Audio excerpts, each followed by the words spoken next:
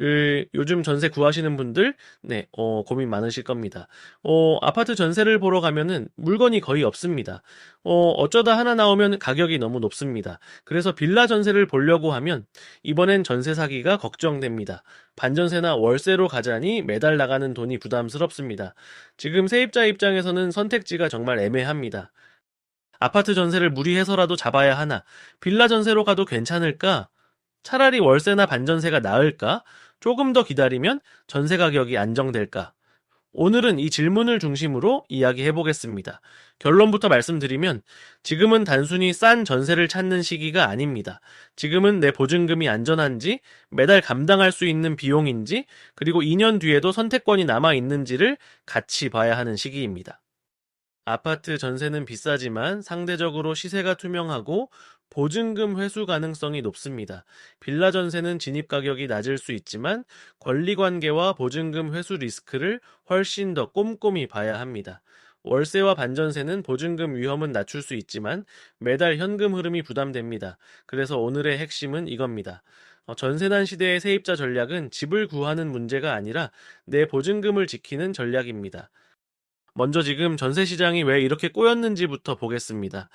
전세가 부족한 이유는 단순히 이사철이라서 그런 게 아닙니다. 첫 번째는 아파트 전세 물량 감소입니다. 전세 가격이 많이 올라서 기존 세입자들이 이사를 안 나가고 계속 눌러 앉습니다. 두 번째는 입주 물량 감소입니다.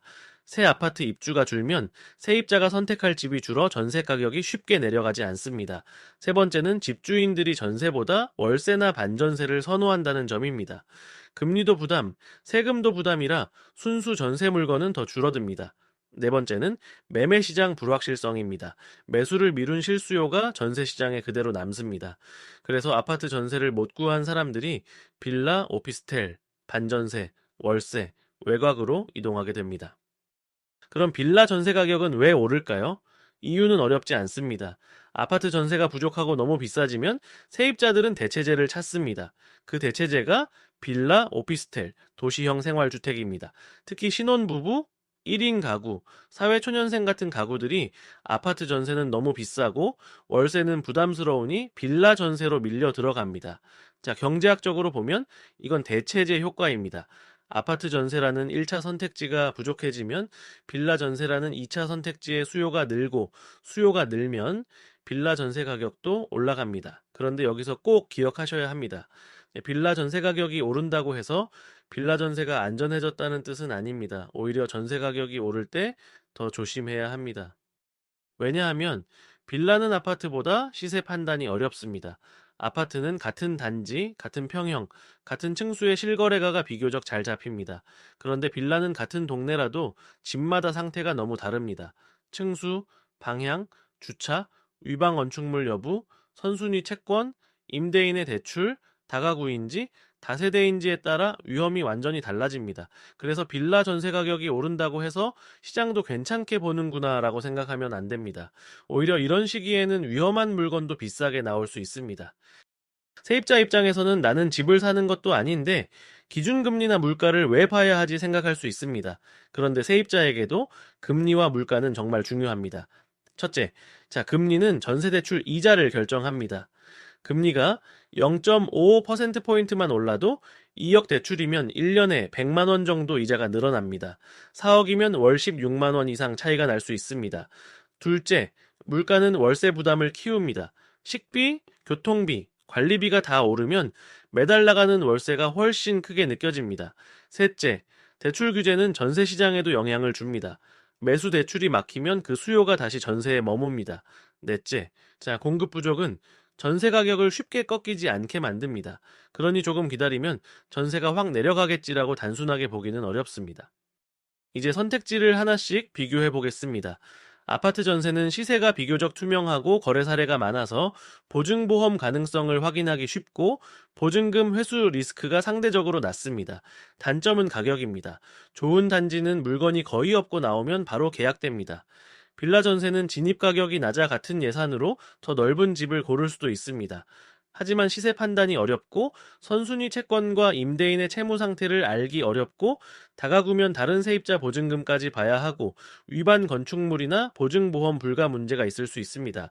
반전세와 월세는 보증금 3억짜리 전세 대신 보증금 1억에 월세를 내면 보증금 회수 리스크를 줄일 수 있습니다. 그래서 지금은 어디가 제일 싸냐보다 내 보증금이 얼마나 안전하냐를 먼저 봐야 합니다. 현실적으로 빌라 전세를 선택해야 하는 분들도 많습니다. 그렇다면 원칙을 지켜야 합니다. 첫째, 전세보증보험 가입 가능 여부를 계약 전에 확인해야 합니다. 자, 둘째, 등기부등본에서 근저당, 가압류, 압류, 신탁 여부를 봐야 합니다. 특히 근저당이 있으면은 내 보증금과 선순위 채권을 합쳤을 때 집값을 넘지 않는지 봐야 합니다. 셋째, 자, 다가구 주택은 건물 전체가 하나의 등기인 경우가 많아 다른 세입자들의 보증금까지 확인해야 합니다. 넷째, 건축물 대장에서 위반 건축물 여부를 봐야 합니다. 다섯째, 전세가율이 매매가에 너무 가까우면 위험합니다. 여섯째, 임대인의 세금 체납 여부를 확인해야 합니다. 일곱째, 장음일 당일 등기 변동을 다시 확인해야 합니다.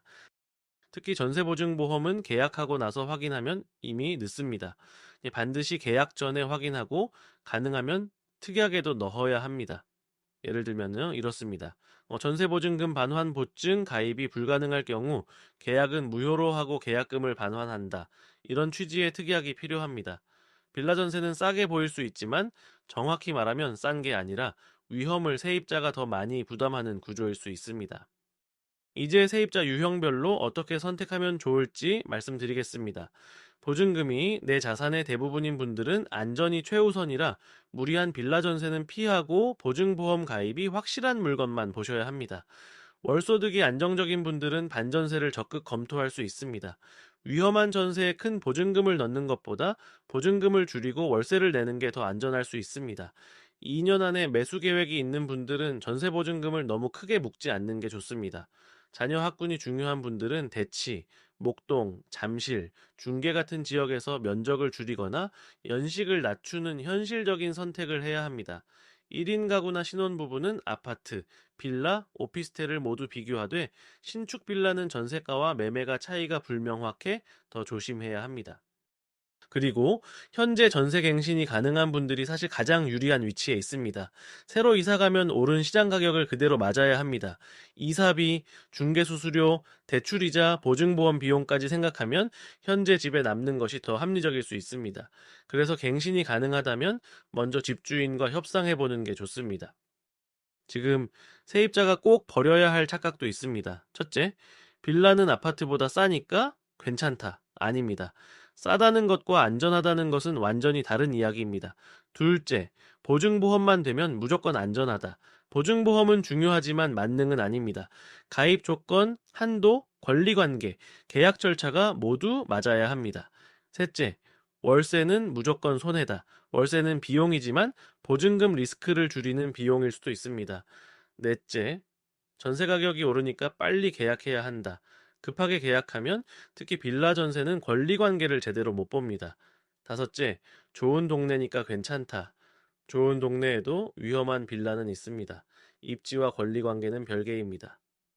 그래서 세입자는 집만 보는 게 아니라 내 보증금이 안전하게 돌아올 수 있는지를 봐야 합니다. 가격만 보지 마시고 보증금 회수 가능성을 보셔야 합니다. 집만 보지 마시고 임대인의 채무와 권리 관계를 보셔야 합니다. 오늘 내용을 원칙으로 정리하겠습니다. 첫째, 기존 전세 갱신이 가능하면 먼저 검토하십시오. 둘째, 아파트 전세는 비싸더라도 시세 투명성과 보증금 안전성을 함께 보십시오. 셋째, 빌라 전세는 보증보험, 선순위 채권, 전세가율, 위반 건축물 여부를 반드시 확인하십시오. 넷째, 월세와 반전세를 무조건 손해로만 보지 마십시오. 다섯째, 2년 뒤 매수 계획이 있다면 자금을 너무 큰 전세보증금에 묶지 마십시오. 오늘의 최종 결론은 이것입니다. 전세난 시대에 세입자의 목표는 가장 싼 집을 찾는 것이 아니라 내 보증금을 지키면서 다음 선택권을 남기는 것입니다. 지금 시장은 불안합니다. 하지만 불안할수록 더 차분하게 봐야 합니다. 전세난은 당분간 쉽게 끝나지 않을 수 있습니다. 그래서 지금 필요한 건 조급함이 아니라 전략입니다. 오늘 영상이 도움이 되셨다면 구독과 좋아요 부탁드립니다.